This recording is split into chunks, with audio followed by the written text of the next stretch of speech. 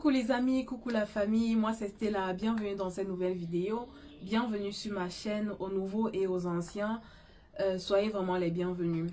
Alors aujourd'hui on va parler de porosité. Avant toute chose j'ai envie de vous prévenir que ça peut arriver que vous entendiez les chants des oiseaux ou le bruit de l'avion qui est en train de passer actuellement. Car je suis au balcon, il faisait beau aujourd'hui, j'avais pas forcément envie de rester dans ma chambre, donc please soyez indulgents. Donc comme je disais, on va parler de porosité. Suite à la vidéo que j'ai faite la fois dernière, j'ai eu beaucoup de retours. Déjà, je profite de cette occasion pour dire merci à tous ceux-là qui ont liké, partagé, commenté. Ça me fait vraiment plaisir. Donc, comme je disais, j'ai eu beaucoup de retours, des abonnés qui me demandaient si le masque que j'avais réalisé là, déjà le lien de la vidéo sera soit là, soit ici, je ne sais plus trop. Donc, ils me demandaient si le masque que j'avais réalisé était adapté pour tous les types de porosité.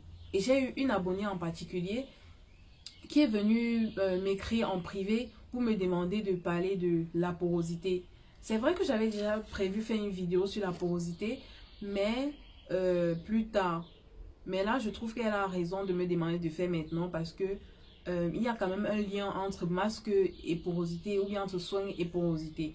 Donc, c'est pour ça que j'aime quand vous commentez. Commentez, partagez, likez. Vous voyez, non, ça m'aide quelque part. Donc, déjà, vous devez savoir ce que c'est que la porosité. La porosité vient du mot poreux qui signifie perméable. Les cheveux sont donc sans grande surprise perméables. C'est ça qui leur confère cette capacité à absorber ou à renvoyer. On observe donc trois types de porosité, à savoir faible, moyenne, forte. Et pour déterminer son type de porosité, il existe un test qui est mondialement reconnu. Il s'agit donc du test du verre.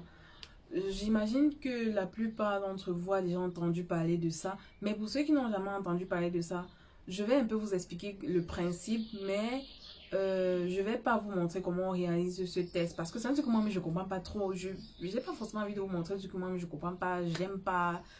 Vous allez comprendre par la suite pourquoi je suis un peu sceptique quant au test là. Donc, il s'agit de prendre un verre, y mettre de l'eau, un peu plus de la moitié, prendre un brin de cheveux propre, pas forcément coupé de vos cheveux, hein. Vous pouvez prendre sur votre peigne ou bien quand vous avez démêlé vos cheveux, mais le cheveu doit être propre. Cette quantité de cheveux que vous avez prise doit être propre pour ne pas affecter le résultat. Donc, vous mettez donc cela dans le verre d'eau. Vous attendez 3 à 4 minutes. Si le cheveu reste au-dessus de l'eau, ça veut dire que vous avez une faible porosité, c'est-à-dire votre cheveu a du mal à absorber de l'eau et par ricochet tout ce que vous lui apportez. Si le cheveu reste au milieu du verre, ça veut dire que vous avez une porosité moyenne, une porosité idéale comme certains disent, et vous n'avez pas de problème. Votre cheveu vraiment il est normal. Si le cheveu va donc au fond du verre, ça veut dire que vous avez une forte porosité, c'est-à-dire vos cheveux ont cette capacité à vite absorber de l'eau, que ce soit de l'eau ou bien d'autres produits, hein. Ils ont aussi malheureusement cette capacité à vite renvoyer.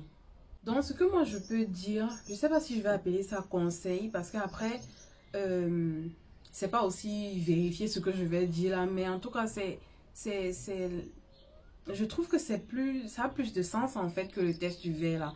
Donc vous pouvez aussi juste tester et si vous aimez, bah adoptez tout simplement. Donc ce que je peux dire alors sur comment déterminer sa porosité, c'est d'observer ses cheveux. Vous voyez, observez tout simplement vos cheveux. Je m'explique. Quand vous rentrez sous la douche, observez le temps que vos cheveux prennent pour être mouillés. Ceux qui ont une forte porosité par exemple, quand ils rentrent sous la douche, aussitôt leurs cheveux se mouillent. Quand ils arrêtent l'eau alors, aussitôt leurs cheveux sont secs. Ça devient léger comme avant, ça rebondit. Tu as l'impression que tu n'as même pas les cheveux sur la tête, tout est léger. Ça, c'est ce qui caractérise une forte porosité. Une porosité moyenne, honnêtement, vous n'avez pas de problème, mais vous n'observez même rien en fait. Cet effet léger, vous n'observez même pas, en fait, vous n'avez aucun problème.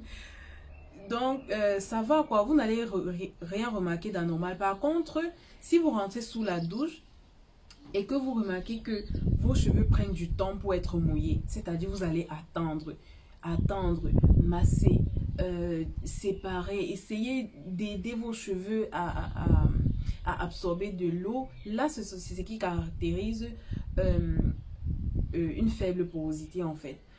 Et vous allez remarquer alors que quand vous arrêtez, quand vous réussissez à faire rentrer de l'eau dans vos cheveux et que vous arrêtez même l'eau, genre quand l'eau ne coule plus sur vos cheveux, vous remarquez toujours cet effet lourd.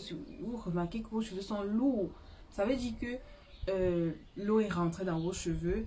Et quand vous avez une faible porosité, l'eau a aussi du mal à s'échapper de vos cheveux. Moi, je crois que c'est même la porosité idéale. Hein. Honnêtement, quand vous réussissez à faire rentrer de l'eau dans vos cheveux, quand vous avez une faible porosité, que ce soit de l'eau ou bien des produits, ils y restent en fait pour un bon bout. Donc, c'est ce qui caractérise une faible porosité. Donc, je récapitule. Forte porosité, ça mouille vite, ça sèche vite. Faible porosité, ça mouille difficilement, ça sèche aussi difficilement. Moyenne porosité, tu vas remarquer rien de tout ça. Donc, si tu remarques rien de tout ça, ça veut dire que voilà, tu as une porosité moyenne, tu n'as pas de souci à te faire.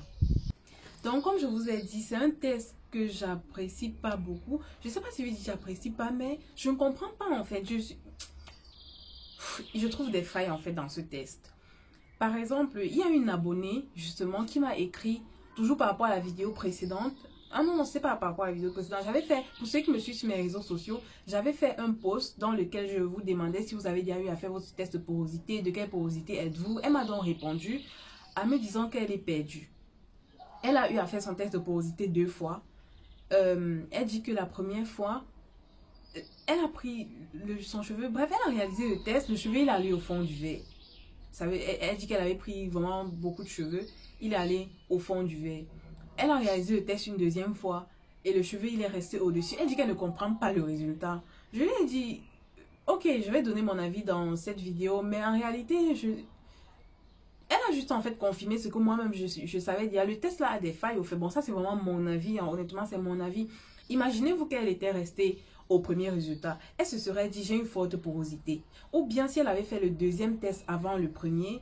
Ou bien si elle avait juste fait le deuxième test et pas le premier. Elle se serait dit j'ai une faible porosité. Vous voyez, on ne connaît même pas la quantité de cheveux qu'il faut prendre pour faire le test là. Peut-être elle a même une porosité normale au final. Mais juste parce qu'elle a pris d'abord une quantité de cheveux plus importante et après une quantité de cheveux moins importante, ça a donné deux résultats totalement différents en fait.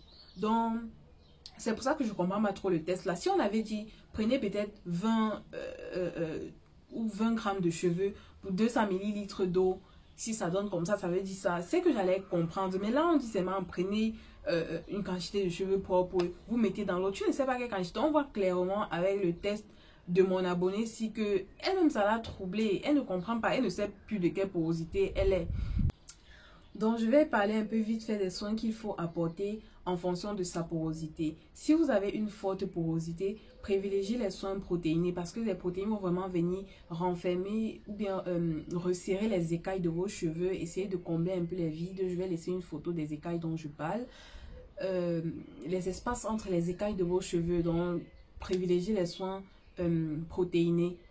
Et j'ai pas dit de négliger les soins hydratants. L'hydratation c'est toujours bien pour les cheveux crépus comme je disais. Donc faites juste genre vous pouvez faire plus de soins protéinés que de soins hydratants. Et si vous ressentez que vos cheveux voilà ils deviennent moins poreux, vous rééquilibrez maintenant le tout simplement. Donc et aussi il faut